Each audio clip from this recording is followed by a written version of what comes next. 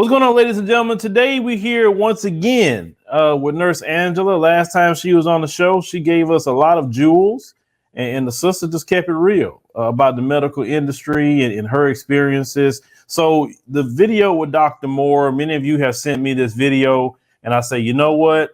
I did not want to even make a video, say a word about it. I wanted to bring Nurse Angela to talk about it in real time. And she's going to help us with this today. So Nurse Angela, thank you for joining the show today. You're welcome. I'm happy to be here. All right. And So I to really recap, want to shed light on this. So to recap a little bit, since you've been on the show last time, what was the overall response? It was very overwhelmingly warm, which surprised me because usually that's not how it goes when you get in the social media space. And that's why I've been really hesitant to do things like that, because people can be quite hateful. And so, but I got very warm response. People really have a lot of questions. And I've told in the multiple emails that I've sent back that I'm here to help you. When I ask you questions, just try to give me the best answers you can. But I'm here to help. And I don't charge for this because there's no reason. There's no reason to charge for information that everyone should know. Well, that's good. You got that kind of response. So what I want to do and not take a long time doing this, I want to play that, I think, 7-minute video with Dr. Moore. And what we would do, ladies and gentlemen, when Nurse Angela tells me, hey, pause that for a minute, and if she want to interject on something, I think that'll be good. So we had discussed that ahead of time. So let me go ahead and get the video up. So just give me 2 seconds. There we go there. Nurse Angela, are you ready for me to start this video? Yes. All right, here we go. This is the second worst day here at IU North. Yesterday, a Dr. Bannock, Bannec, wanted to send me home. You know, at that time, I'd only received 2 treatments of the remdesivir. He says, you don't need it. You're not even short of breath. Can we pause it there? Okay. Yes. So they have these protocols that they put out, and we have to remember that these protocols that they put out for remdesivir comes directly from the CDC and all the things that they've been doing, and they find these treatments. So when you come into the hospital, which poor Dr. Moore came into the hospital seeking help, she had adenopathy when she arrived there. So that's the reason why they put her on the protocol in the first place with the remdesivir, because she had the adenopathy. Why they didn't do a CT or an MRI to find out what was going on in her neck and her chest until she begged and pleaded, this is where the University of Indiana healthcare system is going to find themselves in a whole bunch of trouble right here. And if her family is smart, they will reach out to the Department of Health and Human Services Minority Office Affairs Office, and they would immediately start a substandard care, because this is the start of her substandard care when she came into the hospital, because they're not even going with the standards of care that are designed to protect the patient. All right. We can continue. So, okay, let me hit this next one. I said, yes, I am. Then he went on to say, you don't qualify. I must have, because I've gotten 2 treatments. And then he further stated, you should just go home right now.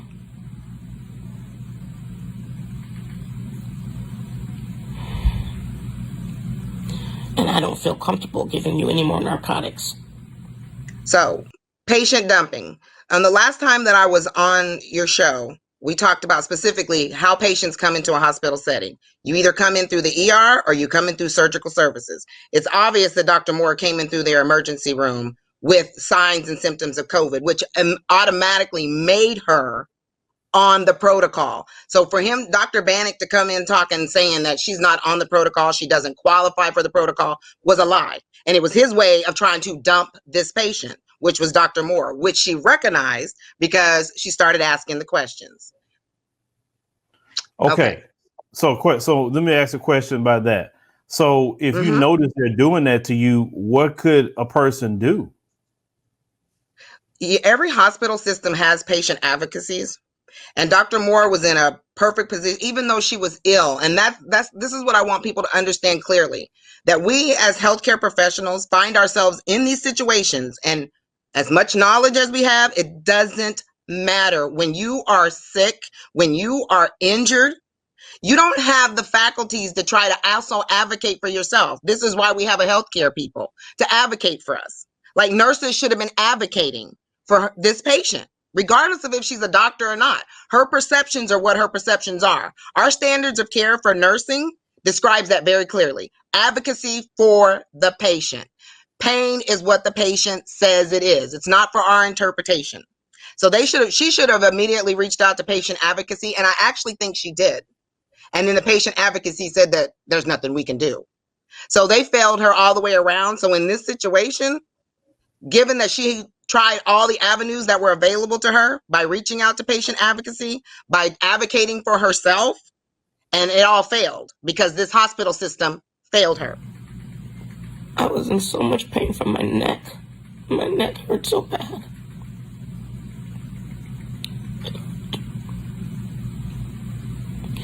I was crushed. He made me feel like I was a drug addict. And he knew I was a physician. I don't take narcotics. I was hurting. You can stop that. You know, it breaks my heart to hear her use those words, that they thought she was a drug addict. That's not what that was.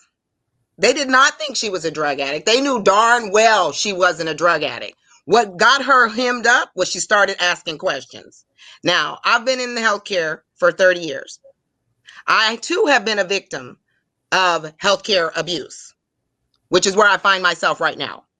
And, you know, when you start going in and you start asking questions, knowledgeable questions, asking them why they're not following the standard of care, why we're deviating from care, you automatically become you're hostile. It's automatic. You're hostile.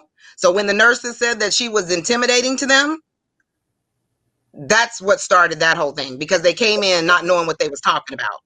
But we can continue.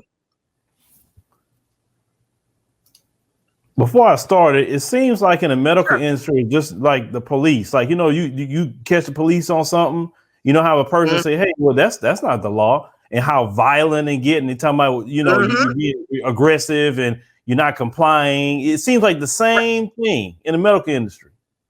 You know, I tell people, I work in a white industry. Like I told you previously on the previous, 85% of nursing is white. So that leaves little room for the people like myself who are Black or who are whatever other, right? Because I only focus on Black people. So Black nurses, we constitute only 4% of nursing. And so they will try to block us no matter what we try to do. I was a trauma ICU nurse for 10 years. So I retain a lot of information up here. I know a lot of things that people, and I was in nursing regulation because I used to work for the Board of Nursing. So I've done a lot of different things. That's how you become a nurse consultant. You can't just be in one thing. I've been all over the healthcare field. That's what I do. So when you have these people who know that you have the knowledge, and let's be real, they've had thousands of years, at least 465 in modern years, to dumb themselves down to the point where they're basically useless. And to me, they are useless. And anytime you catch them on something, they automatically get angry because, like, what's your other option? Because you're wrong. So what's your other option? But to try to get angry and deflect and put up smoke and mirrors. And that's exactly what they did in her case. And they hastened her death for the simple fact is that they didn't treat her according to the standards that are the standards of care for all patients, regardless of what color you are. So if you take your Hippocratic oath and your oath is to advocate for your patient, that's the end of it. You advocate for your patient. And none of that happened. Dr. Bennett did not advocate for her patient. These nurses that had intersected with her did not advocate for her. Therefore, it is not their job to hasten her death by not providing her or neglecting her care. Because that's what they did. They neglected her care. And so she eventually died of that.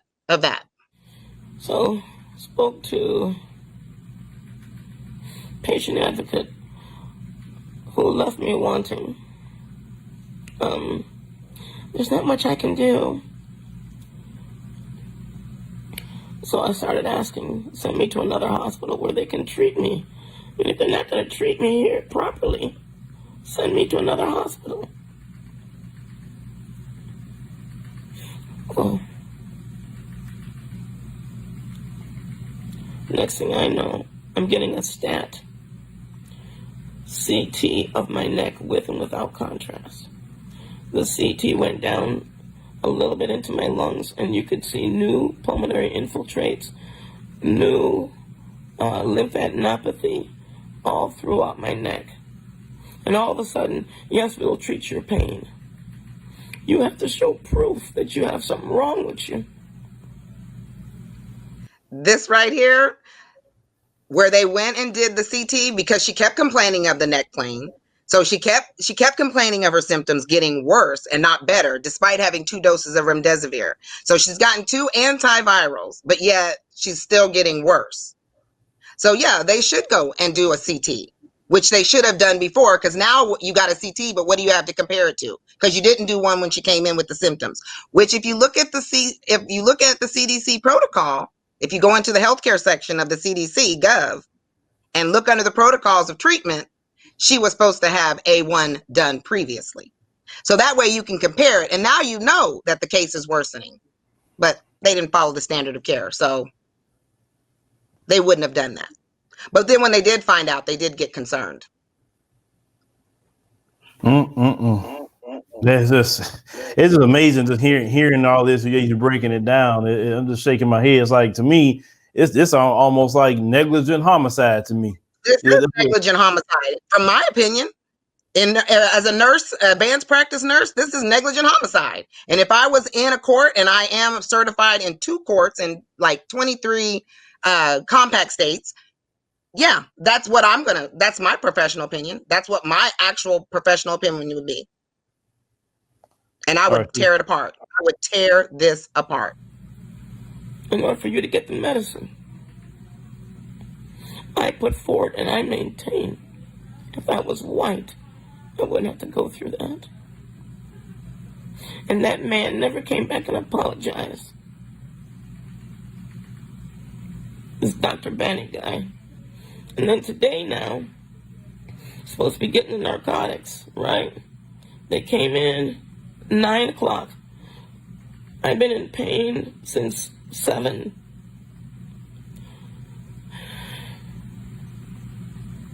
And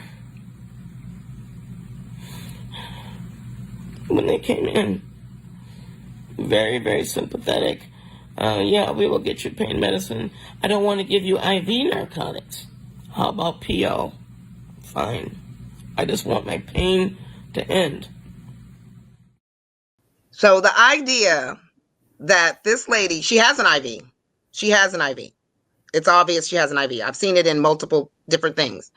The idea that you would rather give a person who has lymphadenopathy in her neck, who is having a difficult time swallowing, who is also having a difficult time breathing, which you can tell by looking at her, but you would prefer, instead of accessing her IV and giving her IV medication that would immediately get rid of her pain, you would prefer to give it to her orally, running the risk of her choking. Then you got to wait for 30 to 45 minutes for it to kick in as it goes through the stomach. And you're telling me that's best practice? That's not best practice. That's not best practice.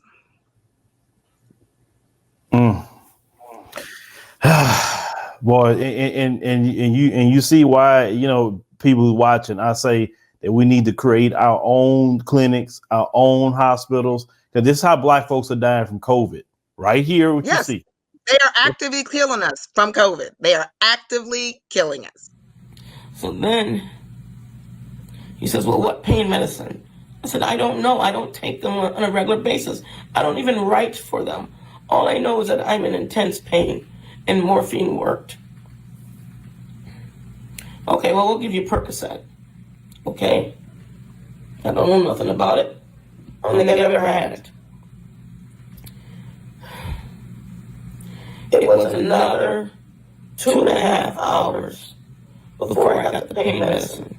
The nurse came in, but the first thing I said to that nurse was, why did I have to wait for so long? The nurse snapped back, well, you're not my only patient. I have 5 other patients, you know. So I've also in my life been director of surgical services. I've also been clinical manager of the emergent of different departments. We'll just put it that way. And I've also been house supervisor for hospitals. And so 2.5 hours for pain, you have to ask yourself, where was the nurse manager in a situation like this? Why was this not reported to the nurse manager? Because anytime a patient has to wait 2 hours for pain medication, not only are you giving her Percocet, so we've already established the fact that she has lymphadenopathy, which makes it difficult for her to swallow. She also has infiltrates, which in her lungs, which makes it difficult for her to take in and exchange air without being short of breath. Just her talking, she's short of breath. So then you say to yourself, you're going to go give her Percocet. We already went with the oral medication. Why, when she has an IV, why are you giving her oral? So you go give her one of the most noxious Percocet, being one of the most noxious gastric irritant narcotics. You're going to go just give her that.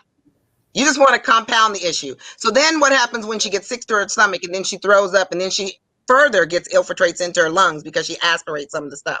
It was just compounding problems. This is compounding problems. Man, it sounds like they was just doing this for real, like on purpose, man. Like, while me and you discuss it, it just getting me just sicker just hearing the description of this. Oh, yes. And ladies and gentlemen, you're not getting no other breakdown like this except here on this channel. So thank Nurse Angela for being here. I said, I have been in pain since 7 a.m., you know. Well, I can't be in here every 5 minutes. I said, no, you were in here once in 4 hours. What? I was in here an hour and a half to 2 hours ago.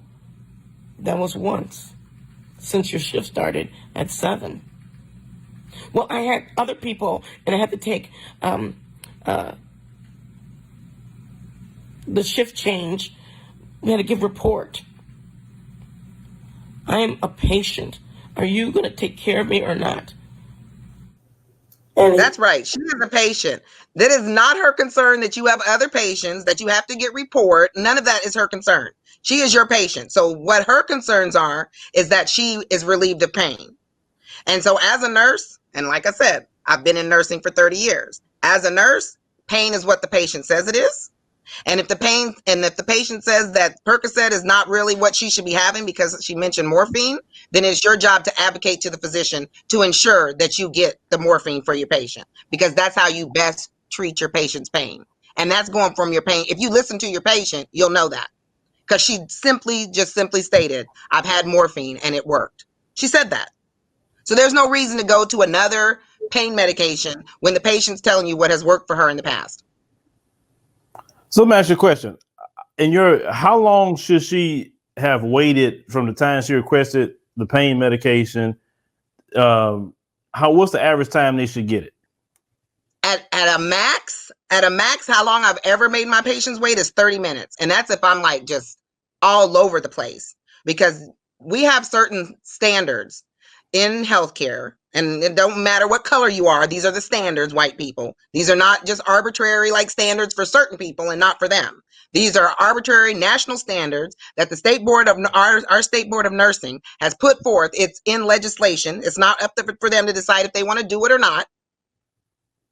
And making sure that our patients are pain-free is a number one obligation. It's the national standards of health. It's the JCO standards for patient safety.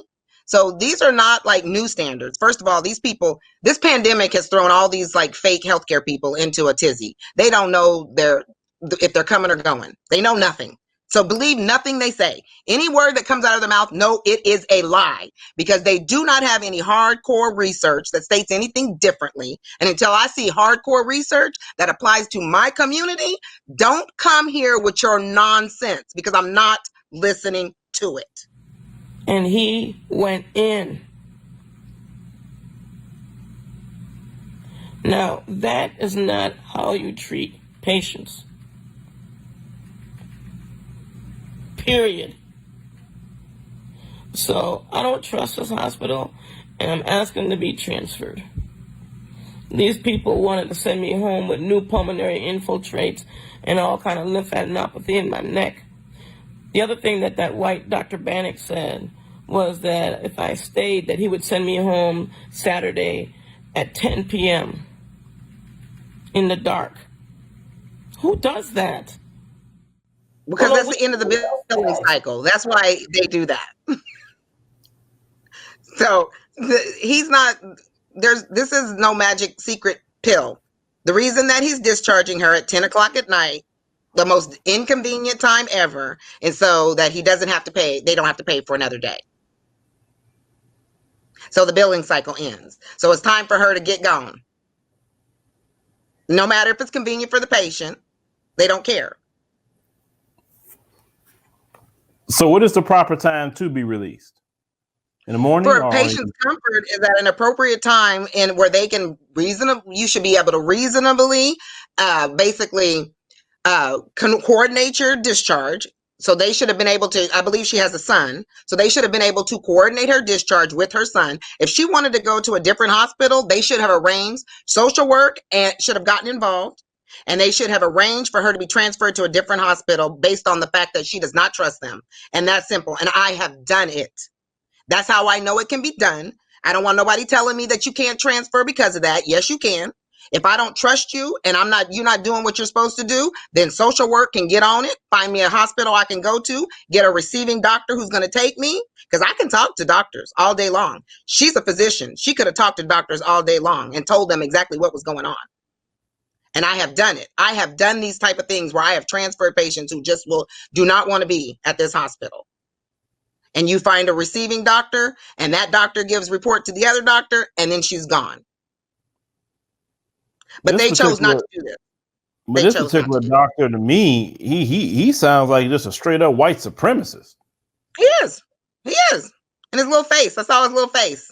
He was not interested. She intimidated him. But see, to me, when these nurses and these doctors all start saying, there you go, you intimidate me. Those are all your personal issues. Those are not our personal issues as Black women or Black men. We don't have time for your personal issues. If you're intimidated by me, you need to get it together. That's all I say about that. I don't know how many times in my career you're just intimidating or you're overconfident. No, you're underconfident, and I don't have time for your intimidation. I don't have time for that. And I believe they labeled her as intimidating to nursing staff. She was intimidating to nursing staff because nursing staff came in there talking crazy. And when they came in there talking crazy, first about her pain medication, then snapping at her that they have other patients and all that other stuff. And then she let them know who the priority was. Then she intimidates us. No, you shouldn't have came in there that way. And so often these people think they can just talk to Black people any old kind of way. Take a tone, talk down, be condescending. No. That's why I'm a firm believer. Don't ever let them slip. Because if you let them slip once, they keep doing the same things over and over again. So I've made it a 30-year mission. They don't ever get to slip around me. You don't ever get to have a slip because I'm going to call you on it every single time. Because if you don't call these people on it every single time, they'll kill you. And that nurse was telling me, oh, I was marching in Black Lives Matter. I told him, no, I don't believe none of that. Not one bit. Not one. What does that have to do with what's happening right now? You wouldn't even know how to march. Papa can't even spell it.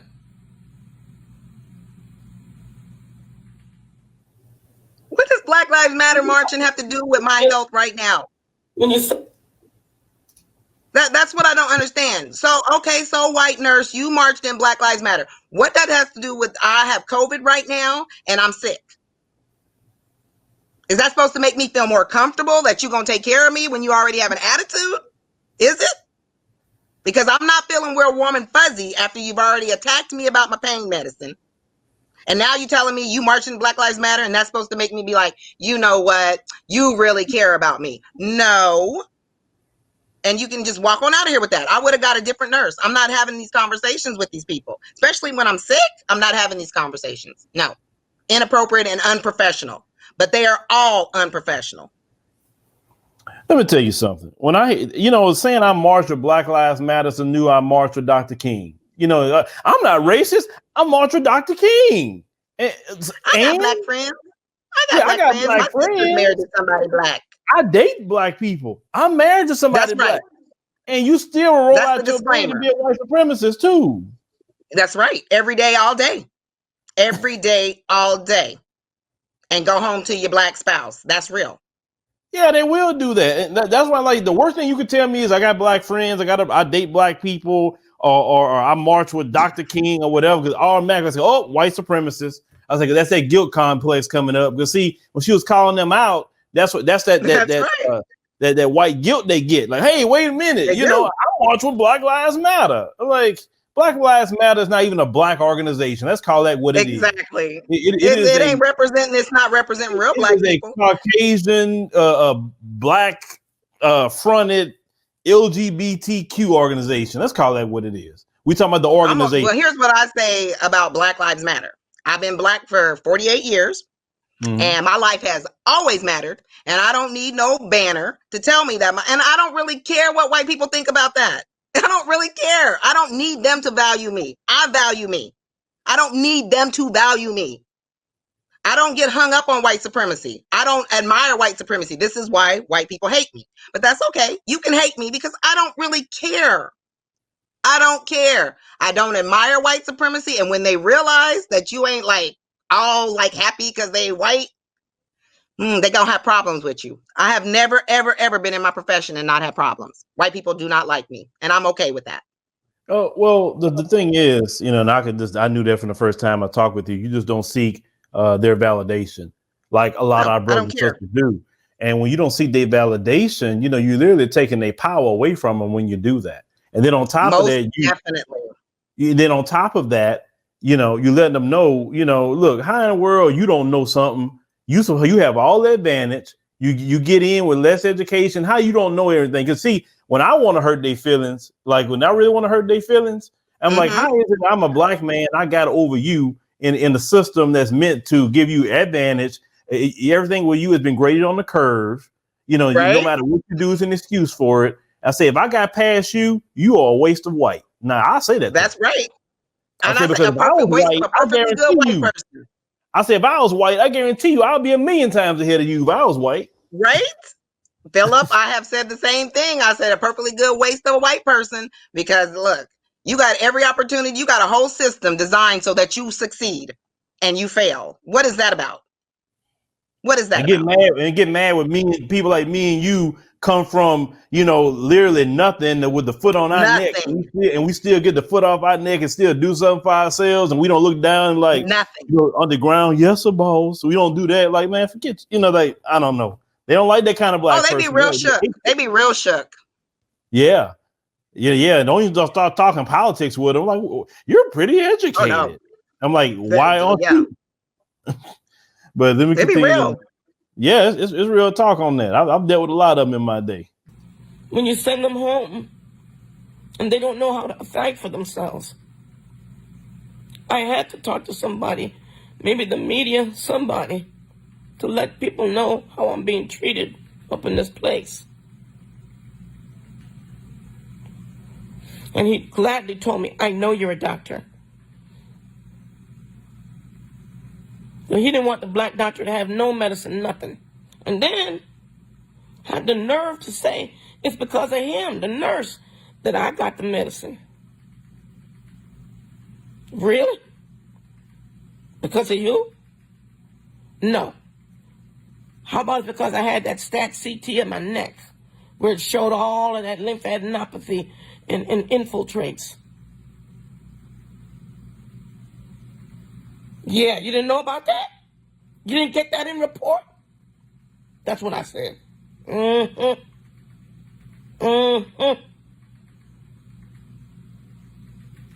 To being black up in here, this is what happens.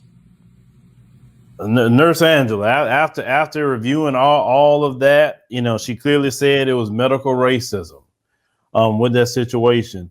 This makes COVID, like I said, maybe 10 times more dangerous than what it already is. For us, yes. As far as our health, We are already at a low state for our health, just overall for Black community, our health. We have to deal with racism, which gives us all kinds of other issues like high blood pressure, diabetes, all these other things, high cortisol levels, which also can lead to diabetes and all kinds of other issues, and kidney disease and just things. So we're already injured. And then you have this pandemic with this coronavirus. And then you have these white people who are hell-bent on giving it to us when we're already in a fragile state. So we don't have a choice but to die, right? It seems that way. And it seems that they don't care. And we should not expect them to care. And we have to start taking care of ourselves. I have been wearing a mask since March. That is not going to change for me. That is not going to change for me. I am social distancing. That too is not going to change for me. Because there is no way on this planet here that I live on that I will be getting a vaccination, period. Period. Like, it's just never going to happen. And unless I'm dead, that is the only way that they're putting that poison in me. Now, we have seen a nurse who has Bell palsy, and I had told you last time, our muscles are different. We are different genetically from those people who possess the recessive no melanin. We are different. All the research they do is based on them. So why do we expect that anything that they base their research just on them and their genetics would work for us? Where in history, and like when I was on your show the last time, I talked about Harriet Washington's medical apartheid. Where in that history, because that history goes back to slavery in the 1600s all the way to current, and where in that book of like 400 pages is there ever a moment where they weren't stealing our bodies, where they weren't stealing pieces of us and putting us places like Henrietta Lacks and making sure that every auger plate from here to eternity has her genetic material on it, but never pay her family, never let her family know that they actually took her cells. And then we can go to Pfizer, we can go to Moderna, we can do all this stuff because they do this dirty shit in Africa too. Pardon my French. They do the same thing in Africa. Pfizer like basically contaminated half of Lagos in Nigeria with their craziness. They've given IUDs that are poorly made and know they cause cancer and all kinds of crazy stuff to the Black women in South Africa. So we have to stop pretending like these people are our allies. They are not. They are definitely our open enemies. They have never made a mistake to let you know that they will come for you. They will stay extremely on code. And I need Black people to stay extremely on code because this is your very life that we're talking about. Very life. This is not a trial. You know, what you're talking about on the continent, you know, in Kenya, it was Kenya that they was trying to give them, you know, contraception to all the women going door to door. And they were literally sterilizing all these young women. Literally. Yes. They were sterilizing. Yes. Unbeknownst to them. And that's what was happening to them. These people are dirty. They play dirty games. What they do is they prey on the fact that as Black people, we are kind. We are kind people naturally because we have so much melanin. It makes us kind. But there has to come a point, people, where as Black people, we just can't be kind to them. They're not kind to us. They're not kind to us. They don't care about us. Whether we live or die, they don't care. And as Black people, we don't care. Why would they care? Well, I tell you, I care about my very Black life, and they ain't getting a hold of it. They ain't getting a hold of my brain. They ain't getting a hold of not a cell that I have, not one. So you gonna tell God them willing, that, I'm not even dying in this country. God willing. So I don't even. It's not an issue. It's not an issue. Yeah, you say Black people need to wake up. Buried in the land of your ancestors. That's right. There ain't no reason for me to be here. They was brought here. They was brought here in chains. I'm not dying here in chains. That's not going to happen. That's crazy. Angela, all the things that you say, what do you say to the people that say, well, Nurse Angela, you know, because for me, that conversation is starting to get extremely asinine for me because you can't back up no defense. What are you going to say to the people that say, well, you know, we built this country. We did, you know, we going to fight. We going to do this. We going to do that. But when I ask questions like, how do you fight for Dr. Moore? How do you fight that? How? Right. In a system that's that wicked, how do you fight that?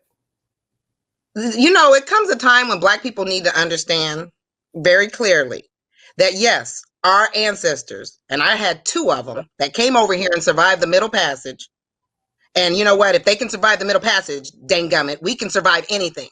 But we also need to recognize, yes, we built this country under duress. Nobody ain't trying to build a country for no white people to be comfortable, but we're uncomfortable. That's dumb. It defies logic. It doesn't perpetuate us as Black people.